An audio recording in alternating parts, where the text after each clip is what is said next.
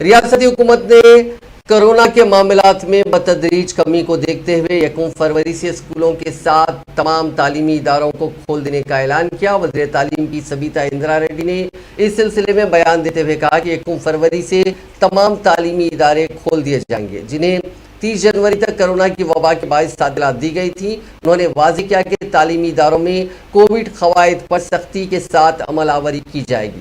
انہوں نے اسکولی انتظامیہ اور اساتذہ کے ساتھ ساتھ طلباء اور سرپرستوں کو مشورہ دیا کہ وہ انتہائی چوکس رہیں اور کووڈ قواعد پر عمل کریں۔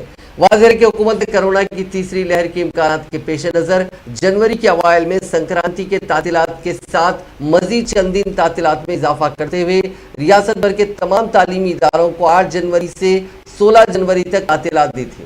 بعد ازاں کورونا کے کیسوں میں اضافے کو دیکھتے ہوئے ان تعطیلات میں 30 جنوری تک توسیع کی گئی۔ تاہم گزشتہ ایک ہفتے میں درج کورونا کے معاملات کا تفصیلی جائزہ لینے کے بعد محکمہ تعلیم نے محکمہ صحت کے عہدیداروں سے مشاورت کرتے ہوئے 1 فروری سے تعلیمی اداروں کی دوبارہ کشادگی کا فیصلہ کیا ہے۔